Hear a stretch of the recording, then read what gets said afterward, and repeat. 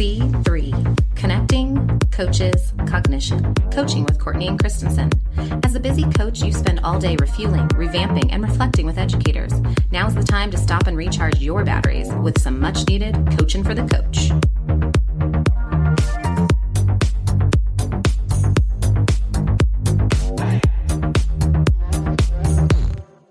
Welcome back to another episode of C3. I'm Courtney Groskin, and I'm here with Violet Christensen.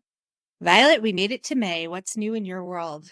Woo woo. May is always a good day. I love the energy in education in May. It's just everything's a little electric. There's, you're past that testing point. You're thinking and forward planning for next year. And it's just a fun time to be in schools. And I feel like when spring is sprung and the flowers are coming up, it's like the kids get that energy and electricity, and the teachers get some of that because they can see the end. And it's just been fun to do some coaching sessions. But probably the thing that has filled my bucket, if you will, the most in the last couple of weeks since we recorded last was I've had so many students find me. I have changed spots and districts multiple times. And the fact that my third graders are still finding me 8 years later or 10 years later, or however many years. And I had a particular gentleman, his mom asked him, "Who do you want to send a graduation card to?"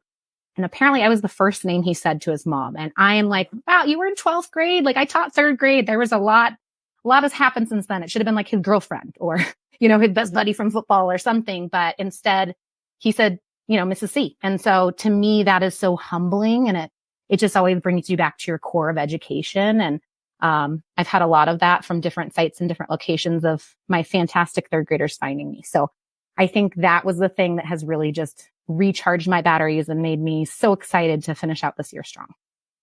Yeah, it's a fun time of year for reflection and like thinking back. Everyone has that teacher with the core memory from elementary school. I have some from high school, and middle school is kind of a blur for me, but those people that just stand out. And through the power of social media now, everyone can kind of reconnect. I know I have a student singing opera in Detroit and getting to watch her journey and like the really cool things. And they're like real fledged adults now. It's kind of makes me feel really old. It does. I had one send me a baby shower invite the other day, and she was in my very first class. And I'm like, oh my gosh. So yeah, sometimes social media can be draining, but definitely being able to see my student who's in Japan and married, traveling with her husband, or being able to see this new baby being born. It's so cool to watch that when you get to that season in education. So it gives me energy. What's giving you energy right now, Courtney?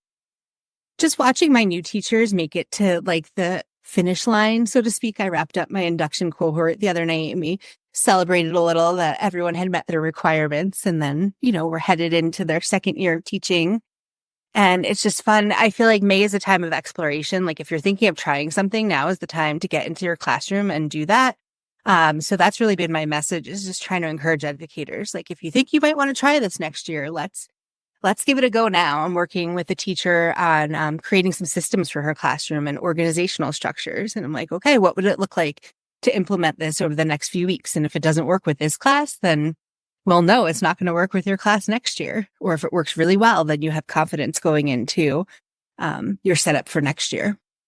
100%. And how fun is that to just dream the next year in your, finishing your first year of teaching, and just what a powerful reflection moment for sure. Yeah, getting to start that new chapter with everything you know now, because you're just running so fast that first year, you're not quite sure what you don't know. And now they've got a pretty good idea of what it looks like. That's fantastic. Well, we have some groundbreaking guests with us today. I am kind of celebrity shocked, I'm going to say. I feel like this is one that we put a pie in the sky when we were just baby podcasters back in the day, and pre-COVID, which is crazy, and back in a little recording booth together. And we were like, someday we're going to get them. And now here we are. And so we would just like to take a moment to say thank you to all of our guests who have been here over the last 5 years. And we are ready to dive in with some fantastic guests today. We are so excited to welcome Art Costa and Bob Garmston to C3. Art is an emeritus professor of education, California State University, Sacramento. He has served as a teacher, curriculum consultant, assistant superintendent for instruction, and director of educational programs for NASAA, He's a former president of ASCD and has devoted his career to improving education through self-directed learning and thought-filled instruction. Bob is an emeritus professor of education administration at California State University, Sacramento. He is the co-developer of cognitive coaching with Art Costa and co-developer of adaptive schools with Bruce Wellman. He has worked as an educational consultant and made presentations and conducted workshops for teachers, administrators, and staff developers in leadership, learning, and personal and organizational development in 24 countries on 5 continents. Welcome. Welcome, gentlemen. We are so excited to have you here today on C3. And really, there would be no C3 without these two powerhouse guests today. Our listeners are so excited to hear and learn from you. But both Courtney and I were trained in the Thinking Collaborative and being able to learn cognitive coaching. It's something we rely on daily. And here we have the masters. So Art and Bob, can you please just start by telling our audience a little bit about who you are, if for some reason someone has been living under a rock in the coaching world and doesn't know you, and also just some of your background. You are a wealth of expertise, so we would love to hear a little bit more about your past. Well, I'm Art Costa, and I have been working with Bob for about the past 40 years, and we met together at California State University in Sacramento, and he was assigned to my office. And we had one telephone that we had to share between 3 people. So we were passing back and forth this telephone as we were listening to people who were calling us. And one day I kind of listened in and eavesdropped to Bob. And I said, Bob, I hear you talking a lot about things that I'm very interested in, and he was too. And I said, I think we ought to have a talk together and see what's going on between us. So at the time, I had a boat, and we went out on our boat on Lake Folsom, and we docked on the side of the lake. And it was in that conversation that cognitive coaching was born. And we both came from backgrounds of people who we worked with who had great influence on our lives in terms of cognition. I worked with people like Reuben Feuerstein and J. Richard Suchman, as Bob did also. And so we were influenced by people who were cognitivists, you can call them that. And this also came at a time when we were undergoing a lot of teacher evaluation. And very frankly, teachers were afraid of the process. They were being put down and evaluated and judged, and teachers were fearful. And so we wanted to make a coaching strategy that was trust building, where teachers could learn, and where we built teacher autonomy instead of building on our own skills as a supervisor. That was the term we used in those days. And rather that the teacher had autonomy to think for themselves. So Bob and I collaborated, and that's how cognitive coaching was born. Bob might want to elaborate on that. Well, my elaboration begins with a question, Art. In the image of you that I'm seeing, there appears to be a halo on your head. That's my halo. That's right. Okay. I just need to be clear about that. Excuse me. Background for Bob. 1958 was the year my first daughter was born. It was also the first year that I taught school, 5th grade, rural, 42 5th graders in the class, trial by fire. I mention that as a starting point. I moved from being a teacher in that district to another one in Marin County, moved into a teaching principal role, was drafted to be a director of instruction in a neighboring district, and then traveled to Saudi Arabia, where I was part of a team that was composed for the purpose of individualizing instruction. And then after that, back to Sunnyvale principalship, and then a professorship with art. The part of my background is that I had a train wreck of a childhood, and because of that, in my 20s and 30s, I was seeking answers and healing everywhere.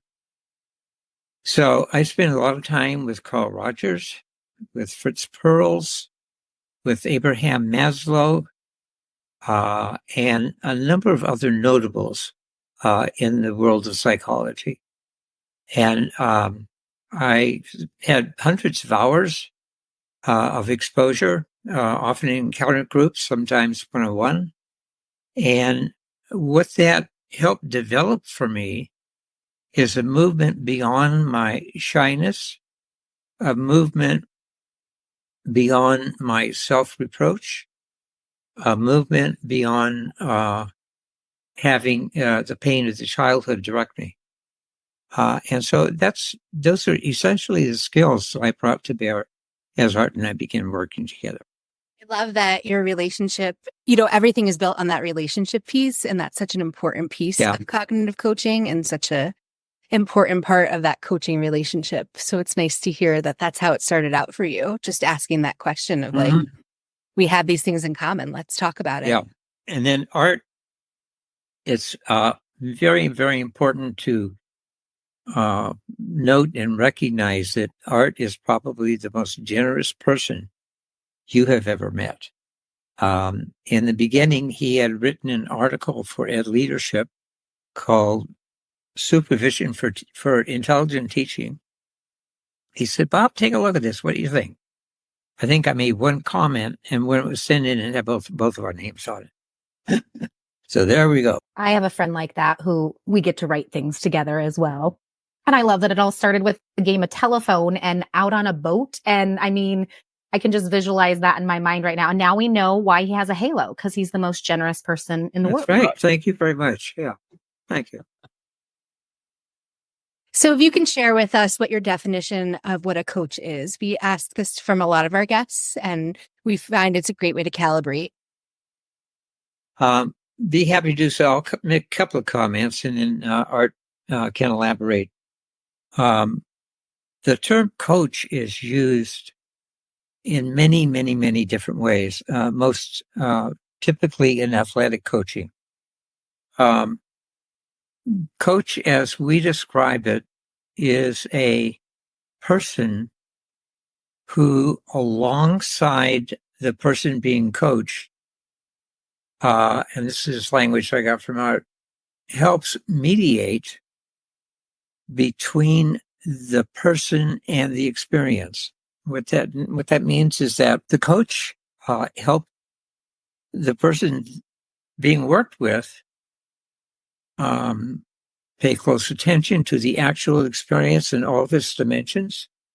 And the experience includes their own thinking processes, what was going on, and results, etc. And so the coach is a mediator, like a medium in a highway. And the coach's intention is to support self-directed, continuing learning for individuals that he works with. Art? Yeah. I think there's a distinction between a coach, as Bob has said, and when we think of coaching, we often think about athletic coaches or health coaches or business coaches as a person who kind of stands off and helps other people get better at their craft, and that's true. But we draw a distinction with cognitive coaching. And what that means is that the coach intervenes, as Bob has said, in the thinking process of the teacher or whoever. And we find that teachers generally have a map inside their heads as to what they're going to do when they teach a class. In other words, they have a plan of action. They want some outcomes. They have a vision of their kids in their head.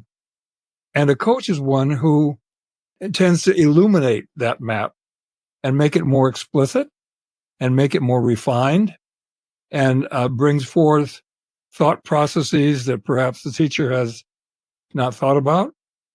And that occurs either prior to a lesson and again after the lesson is over. So we have a coaching session where the teacher and the coach sit together and plan a lesson. And during that process, the coach, as I said, illuminates that map that's inside the teacher's head and expands it and tries to check to see if there are any missing pieces and to ask questions to fill in the gaps where they are non-existent.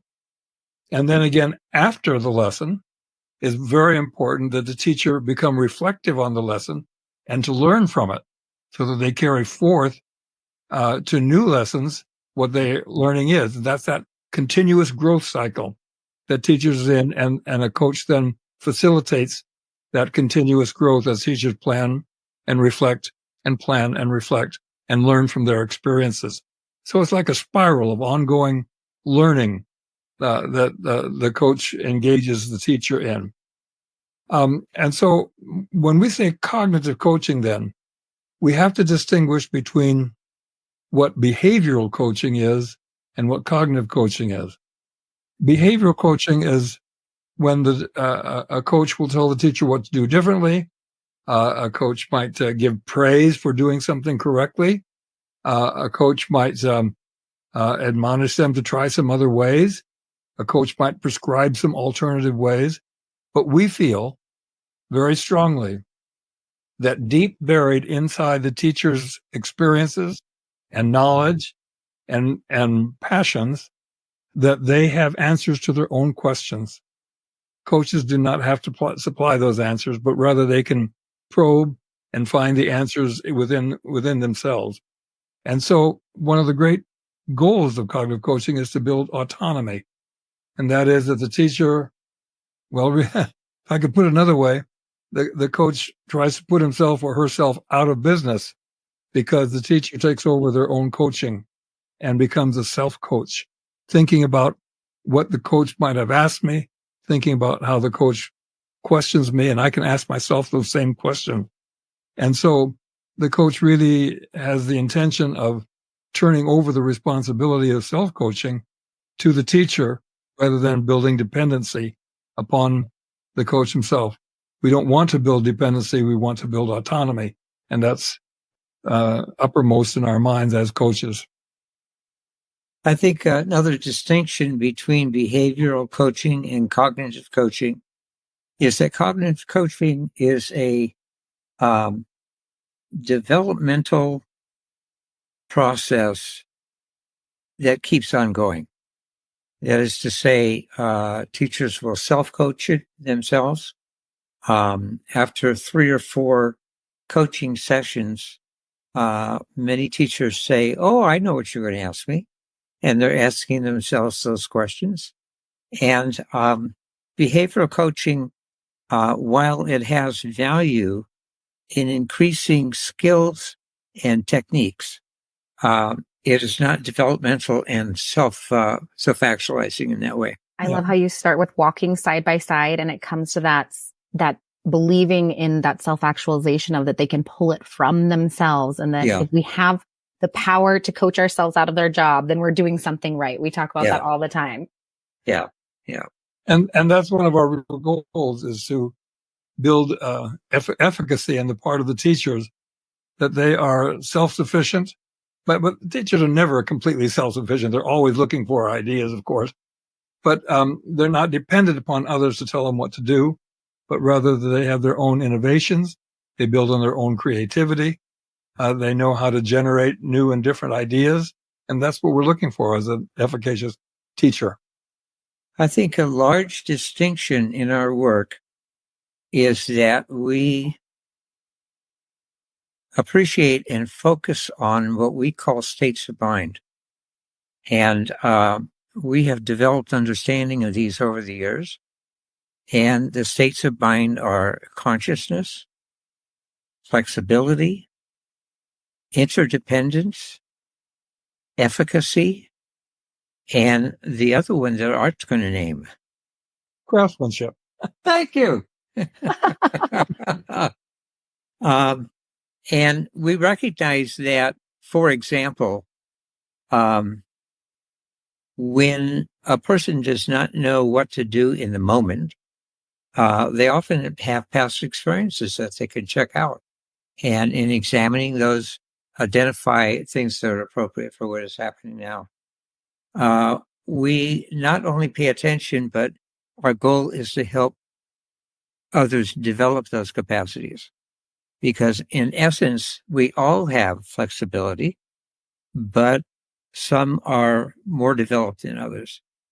The more flexibility a person has, the greater influence in any setting.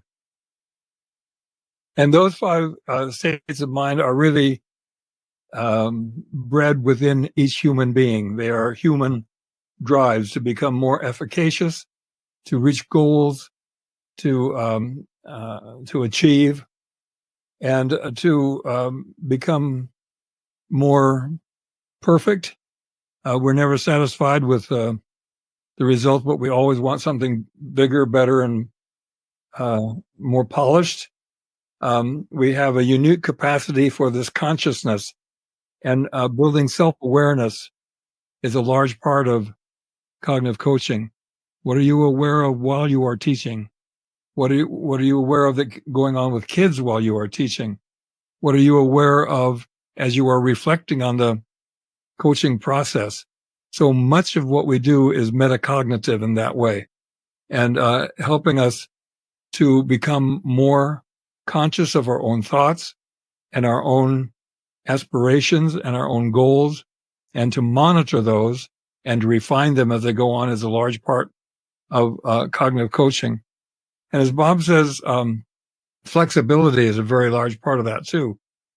We find that the most accomplished people are those who are flexible. They're not stuck in one way of doing things, but they have alternatives. They have options. They have creative ways of dealing with problems. So those 5 states of mind are there are kind of our North Star that we guide ourselves by, and all human beings do, as a matter of fact. So we're tuning into what are very human aspects of growth and efficacy. And I have a question for all of us. What I'm noticing is that you made the mistake of asking Professor Emeriti to answer questions. And what I'm hearing are very, very long explanations. And I'm wondering if you might like a briefer presentation so that you can cover more areas. We have a passionate group of listeners, and I think every drop of knowledge that you can leave with us today, people are going to tune in and listen to, because this has been a long-awaited episode for us. Okay. Absolutely. And I think you guys have spoken so well to the key principles. You mentioned the 5 states of mind. You've mentioned a lot of nuances that I know are ingrained in the back of Courtney and I's brains from cog coaching training. But are there any other key principles or techniques or small takeaways that possibly one of our listeners might be able to take forward with them tomorrow that helps them to better understand the techniques behind cognitive coaching and how they differ, or how they can best utilize those moving forward in their instructional coaching and cognitive coaching? There are 2 that occur to me. The first is an assumption of positive intention. And we know that as we hold that, well, what we know is Carolyn McAnder says people act the best way they can at the moment. And we believe that to be true of humans, that we make our choices based on what's going on currently, internally, externally, etc., and that our intention is positive towards positive ends. The other principle is the recognition that that communication is a vehicle for important messages. And we pay close attention to the total form of messages that we are receiving. We know, for example, that the certain internal processes, physical processes, peptides, for example, in the bloodstream, will flow through the bloodstream, and as a result, we will see results in people's faces and bodies. And because of that, we can detect exactly when a person has come to an aha or a conclusion, or they have moved from distress to eustress. And that's a very, very powerful piece of knowledge, and it relates also, or is what is needed in it is a relationship of trust. And we know that establishing rapport, we know that paraphrasing, to deeply listen to another person, those things help establish that. I'd like to point out something else. You asked earlier about what's in the future for cognitive coaching, and I must admit that we are undergoing some transformative stages, and what I mean by that is with new technology, with artificial intelligence, with greater demands on diversity in schools, we're having to do some re-examination of where cognitive coaching fits. For example, it's getting so now that, or let me say it was, where teachers would be dependent upon a coach to make suggestions for teaching a lesson. Well, teachers don't do that anymore. They go to AI, and you can get a whole host of lessons. And so the role of the coach then is being kind of taken over by AI, which is both a blessing and a two-edged sword, because it may or may not build dependency on the part of the teacher, but it at the same time frees up the coach from being the giver of prescriptions. So it has its merits and it has its downfalls as well. Technology in the classroom is changing. For example, it used to be that Bob and I would go out and observe teachers both before, during, and after instruction. Well, you do all that on Zoom or video in the classroom by now, so that's not needed anymore. So we're having to rethink, what does cognitive coaching look like for the 22nd century? And what are the changes that are going to be there? We don't want to lose the principles, but we can't deny that modern technology and changing school environments are creating some new demands, which is great. So we get more refined as we go along. So we are under study of how to respond to those changes and to create our focus on efficacy on the part of the teacher and building trust. And we never want to lose the human interaction, the human capacity to relate to one another. I think we've learned through COVID what a loss that was when kids didn't have human beings to relate to, but only a machine, and that doesn't work too well. So that's another challenge to us, is how do we build upon the technology and yet still maintain trust and build that personal relationship that is so important. Part of what is curious to us is to find more more knowledge of the metacognitive processes of teaching. As we do that, we know that we can sharpen our questions and our response patterns. We also know that there's a phenomena that humans experience in having outcomes that they're not aware of. Who is Robert Kagan describes a situation in which heart patients, are advised to take medication. In a study that he was aware of, 47% of them did not take the medication, and they knew the result was they would die. That's crazy. And it is an outcome that the person has unconsciously. He was able to talk in depth with one such person. And what finally emerged is that the person said, I don't want to take the medication and wind up like my father, old and feeble and useless.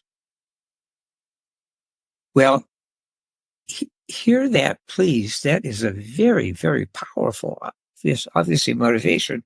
And when we talk about positive intentions, it embraces that because the person is trying to help themselves in that way. So those are a couple of areas that in addition to what Art said, that we're interested in. I think there's also something to be said about some of the skills that we learn in cognitive coaching and how they relate to a bigger picture. And what I mean by that is that, for example, as you well know, we learn to be good listeners. And that depth of listening, to have another person listen to you and give you their full attention and to not interrupt them and to not agree or disagree with them, but just simply listen, to be there, is more than just listening. It's an expression of love. It's an expression of humanity, that we are with you as another human being as we go through this crazy world. So you're not alone. It is being curious, asking questions to show an interest in a person. And so when you show an interest in a person, they become more whole. There's an old song, perhaps you remember Dean Martin singing, you're nobody till somebody loves you. You're nobody till somebody cares. And so in cognitive coaching, you realize that somebody cares, somebody loves you, and that makes you somebody. It's your humanity, because you are being recognized for whom you are and what you are. And so we believe that cognitive coaching goes far beyond the schools, far beyond the coaching setting, and it's creating a better and more humane world. And that's what we are all about. That's what cognitive coaching is really about, is creating a more loving environment, a greater humanity. And we dedicate ourselves to that goal because that's what the world needs now. And in relation to that, we are in the process of writing a book. And Art is 93, I'm 90. And from time to time, we look at each other and say, what the heck got us into this? Particularly with the needing to have some kind of mastery or familiarity with all the technical stuff of communication. The book is deliberately aimed at identifying key principles and values of cognitive coaching and ways they apply in other settings. And with that, we've recruited chapters from other people. One is being called Coaching in the Clergy. We have a Catholic priest who is just amazing in his work that he's been doing in business management, in athletic. What else? business. Did we say that? Yeah. Yeah, business and athletics and coaching. Oh, and health sciences. Oh, yeah. Yeah. Yeah. So we're hoping that, or rather our intention with this is to support people in different fields of being able to use some of these tools for the betterment of their own situation. Yeah. We find that it's going well beyond education, where it first started, and is being applied elsewhere with great results. I can only imagine it could be used in every realm. I sometimes am just driving home talking to my best friend. She goes, "You're doing that cog coaching thing to me again, aren't you?" Like she can pick up on it. Well, yeah, Like, yeah. in all realms of life, it's a powerful tool to be able to have. And I love that you bring it back to that sense of humanity and making the world a better place, because just as educators are always trying to make the world a better place, coaches are trying to make the world a better place. And I love that it comes to that root cause of investing in the human uniqueness and honoring that person in front of you. That's yes, and we all are perfect in being able to do that. One incident that comes to mind is I was with my wife. She had opened a bed and breakfast inn, and she was talking to me about all the problems that she was having. Guess what I was doing? I was doing the mail. Well, here's an idea. Here's an idea. Here's an idea. Here's an idea. Finally, she said, "Bob, just listen to me." So it's we have to take effort sometimes to maintain the best intentions and best services. Well, everyone just wants to be heard and seen, right? They need people to listen to them, and people are really good at saying, "I need advice here." But Yeah. other times they just want to be heard. Yeah. Yeah. So I know we have a ton of coaches and aspiring coaches listening. What advice would you give to them about starting a journey in cognitive coaching? What advice would you offer them? I think three things. And Well, and Art will name the first two. I think my experience with cognitive coaching, with coaches who have been through cognitive coaching, is their transformation. It's cognitive coaching is like a new illumination. It's a real mind shifter. You find yourself giving up old ways and adopting new and more powerful ways, and it builds a strength, and it builds a fortitude and a commitment, and also looking for opportunities to coach others beyond the situation. You can even coach your spouses and your kids. So what I have seen over the years is how this transformation takes place is not as gradual. It doesn't happen overnight, but all of a sudden there's kind of an awakening. Say, "Oh, I never thought of doing it that way."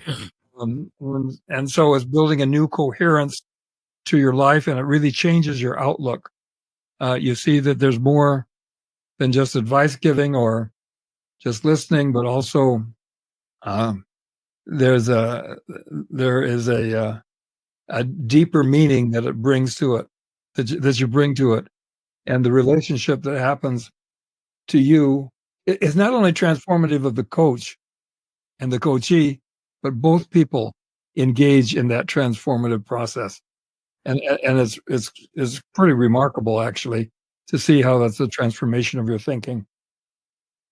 I think another piece of advice, quote unquote, that we would offer for people that are beginning the journey of learning cognitive coaching, the advice that we would frame as patience.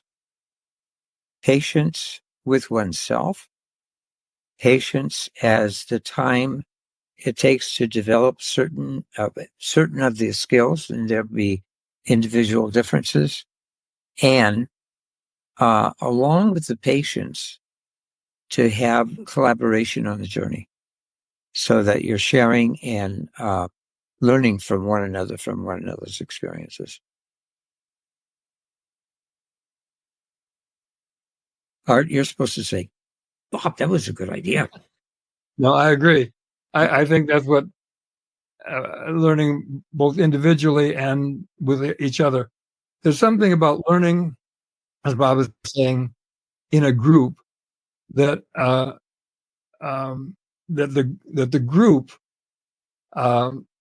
is learning to help each individual, and simultaneously each individual is learning to help the group. And that's what we mean by thinking interdependently. That both the group and the individual profit from each other's learnings and thinking. And so that needs to be shared, and it needs to be exposed, and it needs to be commented on and rejected. If you don't like it, that's all right too. But it's that interchange that is so important. And that's why interdependence, which is one of our states of mind, is so important, is because we don't learn individually. We always learn in relationship to a group, and that enhances both the group and it enhances our own learning as well. So that's a very important piece for us, is to think interdependently. I agree. Given the 40 years and the developments and the people that we have learned from along the way,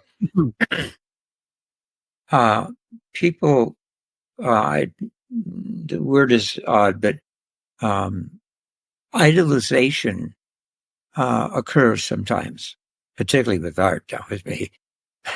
And what we've learned, I've learned fairly recently, a way to respond to that, because to be idolized is not helpful to the person being praised or the person praising, not helpful to the person being praised, because if they're responding to that, their outcomes move towards pleasing the person is praising. And what I become aware of very, very deeply is that, yes, thank you, I have knowledge and skills, but I am but a messenger. I am just a messenger. And I have been privileged to learn from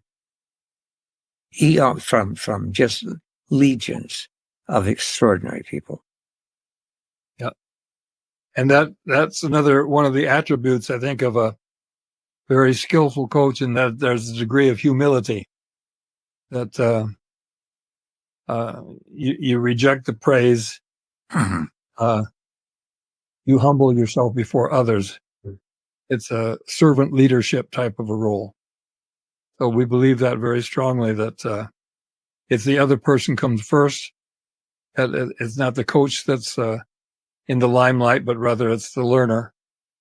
And we all learn as a result of that process. Mm-hmm.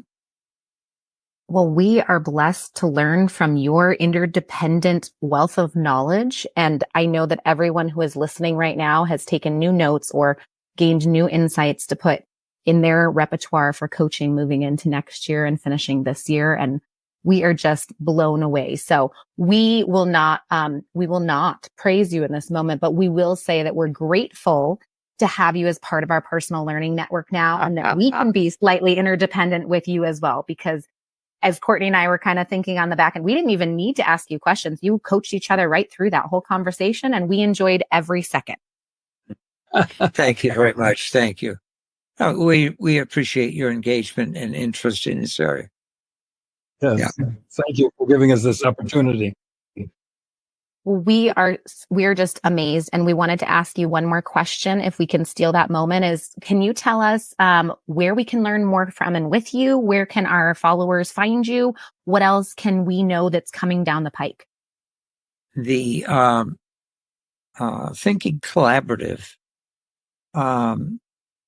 is an outgrowth of this work. It's a organizing mechanism in which people are trained to coach, in which much of our work is spreading overseas, in which one can learn an aspect of the coaching relationships and encouragement. So that's a source. We could name also individuals, but I don't think that's appropriate. We are astounded by some of the people that we work with and their presence and their ability to be supportive of others. Well, we want to thank you one more time. And as someone in education going on 18 years here, I have had a cognitive coach trained coach my entire career. And I don't think I would be the same person, the same mother, the same educator, the same coach without that. So a personal thank you to both of you from Courtney and I and all of the people that you impact. You are very, very welcome. Thank you. We appreciate it. It was such an honor to interview Art and Bob and hear how much the tenets of cognitive coaching are interweaved into our conversation. Whose thinking might you mediate today? Thanks for listening to another episode of C3. Be sure to follow us on social media. Thanks for listening. C3, connecting, coaches, cognition. Whose thinking will you mediate today?